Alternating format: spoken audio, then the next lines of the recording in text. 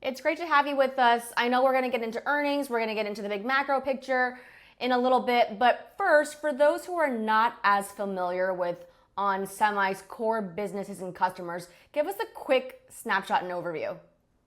Sure. What Onsemi is all about is really we focus on intelligent power, intelligent sensing. So you can think about it as we power the e-mobility, electric vehicles or automotive in general. We power the industrial evolution, which is the energy infrastructure that is really in the upgrading from microgridding to energy storage, and all the way to AI data centers, which fits really very well with the power strategy that we have in the company. We do everything from tiny power chips all the way to megawatts of power, all with a vertically integrated approach. Yeah, we talk about semis with, picks and shovels and the data. You would be more in the picks and shovels category. How would you describe yourself in that way if we're having to use one of these metaphors? Well, you can think about it. Everybody talks about AI data center as the compute, how much power you have on the compute side. What I always try to remind everybody, for every one compute chip, there's about 100 of the chips that we do that drive power to it.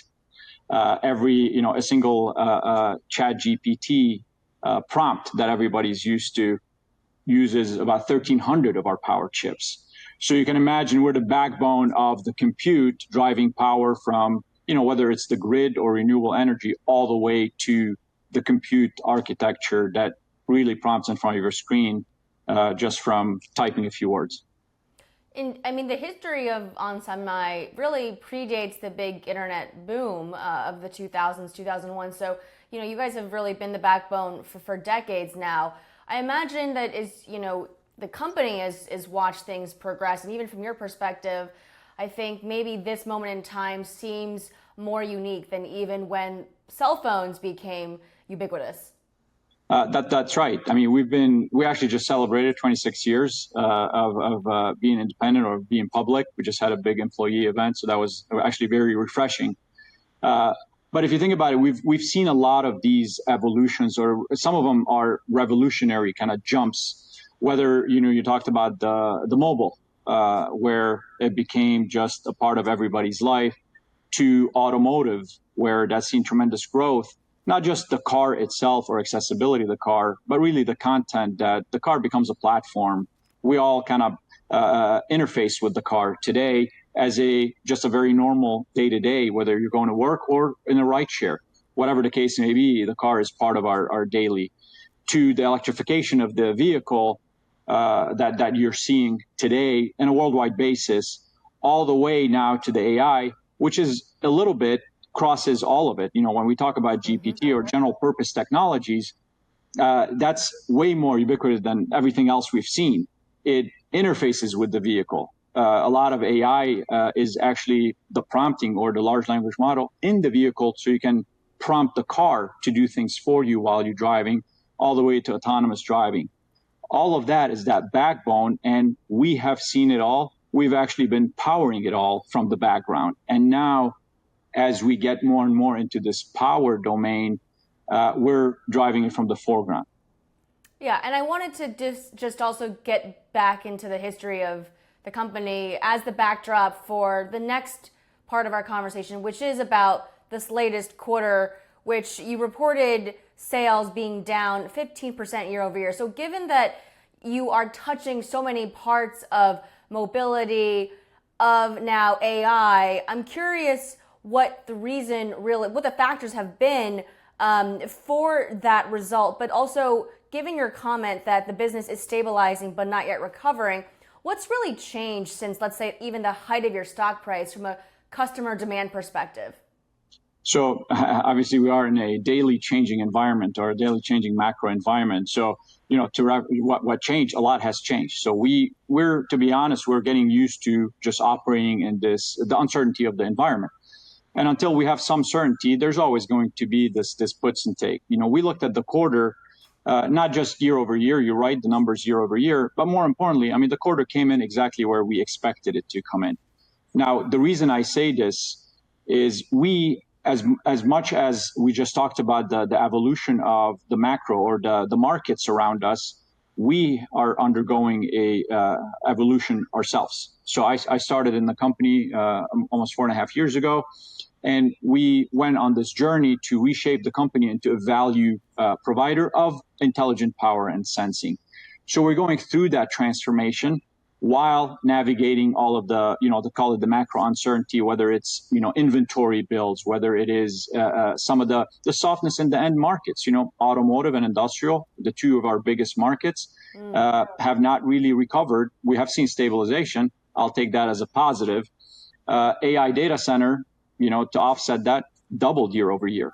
So we are in the right markets. We have to navigate the weaknesses or the stabilization in some markets while we get back to recovery. But as a company, we've really been making a lot of these strategic decisions to set ourselves up for when the recovery happens, we're able to latch onto it and really extract the value that we've been working on transforming the company for. Right, and that's really why I asked the factors driving the customer demand changes, because you kind of tease a little bit about the weakness of some of the end markets. Share more about what specifically the automotive industry, what industrials are experiencing and have been experiencing, over the past 18 to 24 months that have made you have to be more nimble in this environment. Yeah, look, we're all operating in the same common denominator, which is end user demand. Whether you're selling a car or you're selling, something in the industrial market, or you're engaging on, PC, client, mobile, whatever the market is, there's a common denominator, which is consumer confidence. Yes. What we all watch for is that consumer confidence that tells us, what's the buying appetite for people, not the buying power, because that, some people may have the buying power, but they choose not to pull the trigger. So it is the buying appetite that really is going to drive that demand. What our customers are watching is that. Now, when you have a lot of uncertainty in the market, whether it's due to rates or inflation or fear of employment, whatever the case may be for an individual, you see a pause in the spending. Our customers see it too. Then they're not going to build as aggressively as they were, because nobody wants to be sitting on inventory that doesn't sell. Inventory ages. It's not a good place to invest capital. So that's what we call the hesitation, which for us translates into a little bit of lack of visibility, longer term visibility of what we need to build. So that's how we're navigating it. My approach always has been, cautious, and depending on the outlook, cautiously optimistic or really reserved. We have seen some green shoots I talked about on the call.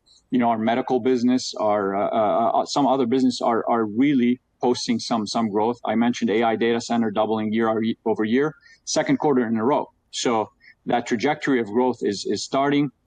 Automotive was actually down, but less than what we expected. And all end markets are going to be growing in the third quarter. So that's why I said a stabilization. I need a few more quarters of consumer confidence before I get more comfortable or lean into, that stabilization and what it means. And that's really the stage we are in today. And last question on this note around customer demand on the consumer level as an aggregate, and then you're really upstream from that. So explain in terms of timing how you see the lag between what consumers are feeling and what your orders end up being. Is it a 6 month that you see a time lag in terms of when the confidence is shifting and to how your business is operating and how your customers are operating?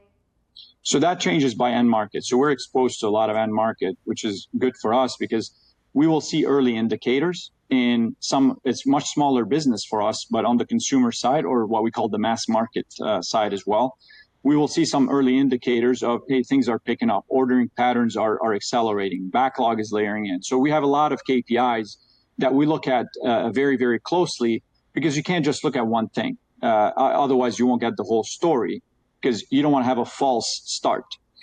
Followed by the industrial. Industrial, some of the leading indicators before even the customer, you look at the PMI. For example, the PMI globally in every global economy has been really 49 to 50 flat.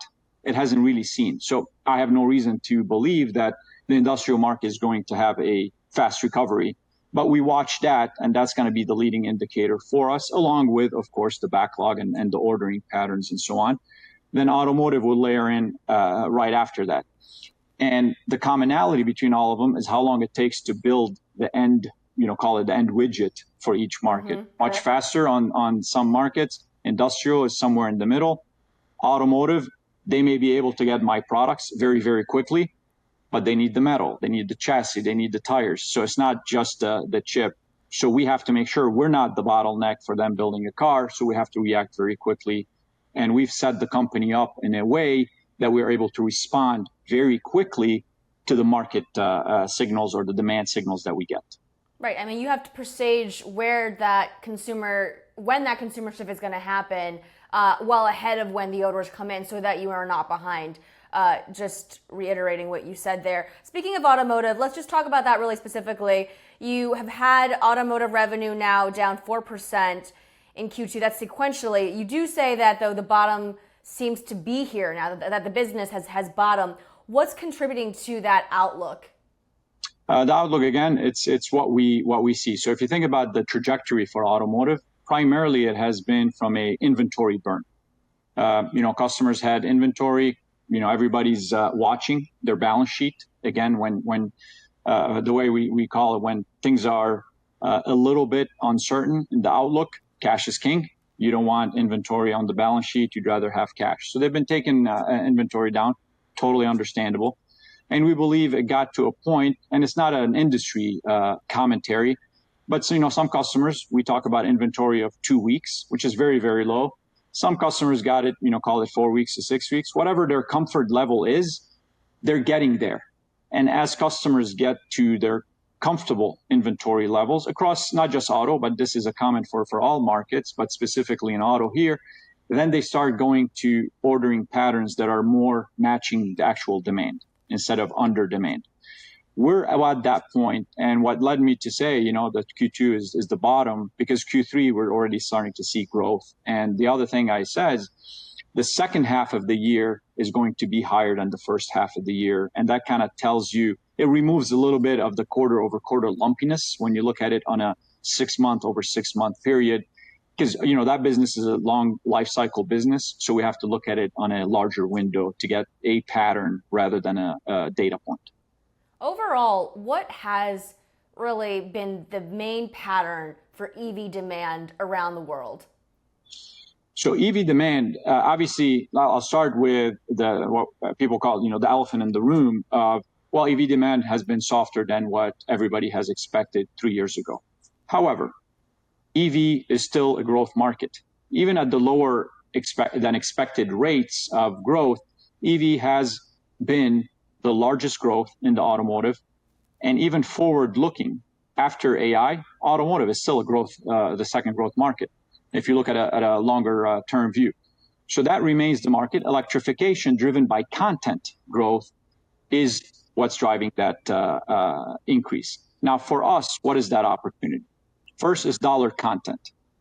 For a drivetrain for a car, just a drivetrain, an internal combustion engine, Onsemi has about $50 worth of content. Plug-in hybrid, $350. EV or battery electric vehicle, $750. That's on the powertrain. So the opportunity for us is content expansion at a unit basis. Point number one. Point number two, we make silicon carbide. Silicon carbide is a step up from silicon-based power devices, way more efficient, therefore very suitable for automotive that want to drive efficiency from the battery to the wheels. That penetration today, on an average, if I take out a lot of the big leaders in that business, is at about 12% globally, about 12 to 14% penetrated. So from the EVs that are on the road today, only 12 to 14% use silicon carbide. So the opportunity for us of having silicon carbide as a solution for just the existing EVs, not the growth yet to happen, is still ahead of us. Those are all opportunities we see in automotive. That's why we are investing in R&D. And today, as it stands, our fourth generation silicon carbide's got the best performance out in the market globally. So per unit, those are some of the tailwinds and the market opportunity. Just switching gears to looking at the world geographically speaking, the opportunities there, outside of the content that you have in the cars itself, China growing still 23% sequentially, and then you still see North America, Europe softness, and other parts of the world. The Chinese market is always sort of the outlier, I feel. But is there something specifically that China is doing that the rest of the world isn't doing, that the U.S. isn't doing? And is there a strategy for you to sort of double down on China? Or is the expectation that the markets outside of that country will actually catch up? Yeah, so China, the growth in China for us driven by automotive, and we all know China EV penetration is the highest of any geography from percent of electric vehicles made in China as a total cars sold in China, because they have that policy. They're pushing electric vehicles, not just the electric vehicle or the mobility itself, but China has invested heavily in the infrastructure required to sustain a push into the electric vehicles. Something that other regions like Europe and North America have been doing, but not at the extent or the concentration of charging networks that we do, because again, the investment that is needed in the infrastructure or the grid itself to support it. Same, by the way, same bottleneck, we're seeing in AI data centers when you talk about the power grid supporting a lot of that power. So that's one thing. For us, our strategy has always been, we focus on all markets equally. All of our engineering and R&D is tailored to all the geographies. We have a lot of success in Europe. We have a lot of success in North America from a design in. The volume is just not there yet. That doesn't mean that there's no investments either from us or our customers, but it's a different design cycle, different latency. China is moving much faster. There's a lot more competition in China from just amongst Chinese OEMs. We do see that of course, in Europe and North America, but it's a different go-to-market strategy. But the investment and the focus, what you call doubling down, we're actually doubling down on automotive, regardless where it's built, because we do believe every OEM has a competitive advantage that they will leverage.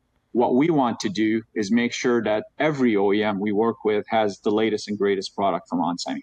Okay, so you're geographically agnostic, and so you're aligning your resources, I would say, relative to the market size. If I were to ask your team how you were dividing and allocating resources. That's right. That's absolutely right. Let's talk about the other big, hyped up technology in automotive, which really I think began when Tesla started to talk more about their self-driving ambitions. Then you had Google talking about Waymo for the first time in very public terms. Then you had Uber and you have Lyft now dealing with all these partnerships with self-driving technology platforms. I'm curious for your product specifically. You have an image sensing portfolio, right? And that is for things like machine vision, advanced driver assistance systems. If you're looking at that as a separate category, technologies to help cars drive themselves, is that a lever that you're now pulling down on more heavily? Or are you also just building that into everything you just talked about on your previous answer around doubling down on automotive, period? So it's part of our automotive and industrial strategy when it comes to image sensors. So if you recall, our high level technology mission is intelligent power, intelligent sensing. We've been talking about intelligent power. When we move to the camera, that now touches on our intelligent sensing, which again targets automotive and industrial, our two biggest end market, that together are about 83% of our total revenue. Machine vision is a big portion of it. We're actually, Onsemi is number one in ADAS when it comes to cameras. We provide the cameras to all major OEMs worldwide to enable their driving, whether it's forward-looking camera, side-looking camera, anything that feeds an image to the central compute to make these autonomous driving decisions. We have the highest market share because we have the best technology out there. Now, when people say, well, what's so different with, I have a great camera on my phone, I have a great camera on a digital camera, what's so different for automotive? The best example I give people is when you're trying to take a picture of somebody with your phone and the sun is behind them, you get this dark image. Mm-hmm. Imagine if you're driving in a tunnel, the sun is in your face and there's a light. If the camera sees black, that is an incident waiting to happen. As simple as that, our cameras have to see the brightest brights, and the same camera has to see at night if the street light is broken. Same camera. You can't put, a cap on it. You can't put sunglasses on it in order to get a better visibility. That technology that saves lives is exactly what we do, and it has to work all the time under every condition. That's what we do on the intelligent sensing with image sensor. That's why we're number one, because of that technology that we provide. And just really quickly, what other technologies do you think Onsemi has that gives the company a competitive advantage? That being one technology you just mentioned, other ones. Yeah, so we're, a lot of people don't know, we're number one in ultrasonic sensing. Again, another level of ADAS or autonomy at low speed. We're number one in inductive sensing. Everything you can think about drive-by-wire requires accuracy and safety. We do that as well. Along with our latest introduction of technology, what we call Treo platform. It is the world's most advanced, I would call it analog mixed signal technology that we've introduced.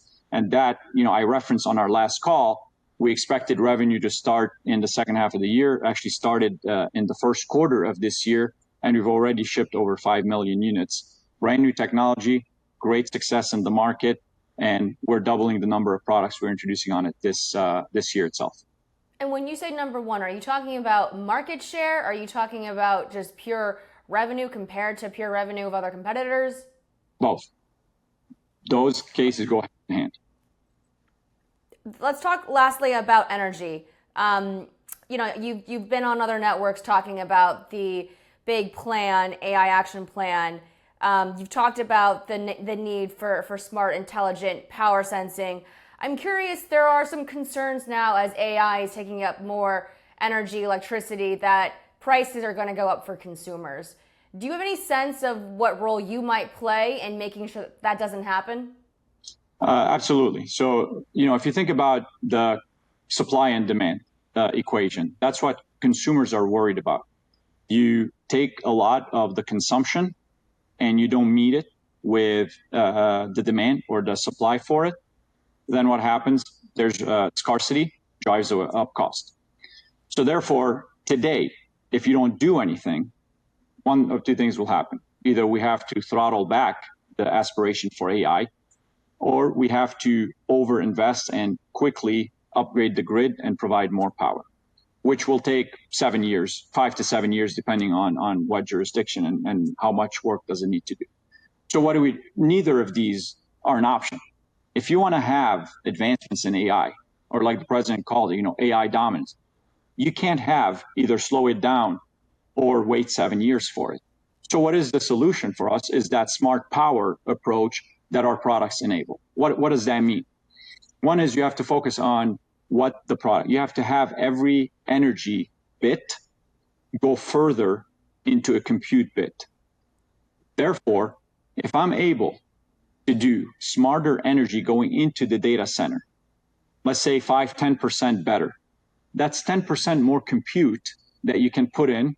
It advances our agenda. Or that's 10% less power you need to get the better output. The way we look at it, think about it, 1% efficiency at a data center level is enough to power 900,000 homes for a year. That's the formula we have to solve for in order to get the balance from the consumers that live in the neighborhoods where the power is getting drawn from, and our aspirations to have AI build out on time rather than waiting for 7 years or so. So distribution simultaneously is one, of course, goal that should be achieved, anywhere. There's also concern that because of SLA agreements and the like, that if there is a natural disaster hitting one area, that energy might be prioritized to be diverted to these businesses versus consumers. How do you see that challenge being solved? Look, I think from a grid sustainability perspective, or resiliency more importantly, I think those to me are tangential, and we shouldn't be mixing the two. There's no AI data center, broadly speaking, in every neighborhood or every city. Yet we have issues with the grid being just an older grid, that does fail under extreme circumstance or extreme weather or natural disaster, whatever the case may be. That has to be addressed separately. And there's a solution for that that will also support the AI plans that we have as a country. What I mean by that is microgridding. Of course, you can double down. You can add all of the wires and you can bury the wires and you can do a lot of these things. Again, that takes capital, takes time.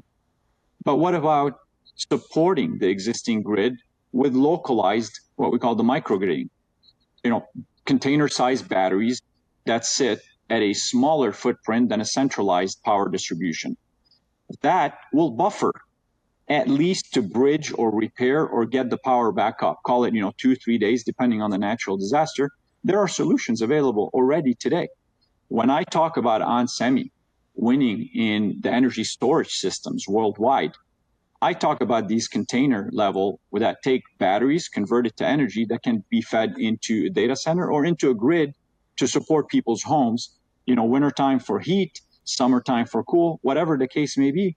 There are technologies available today that we can invest in and distribute into the microgridding while we take the time to upgrade the grid, which will take longer. But those solutions exist today.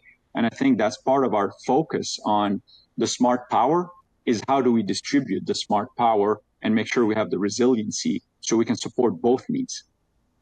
So I imagine your products are now being built to support a future like that. It's more about the policy side. Is that an accurate assessment of where things are right now? That's right. That's right. The technology, we solved it. The efficiency, we're already there.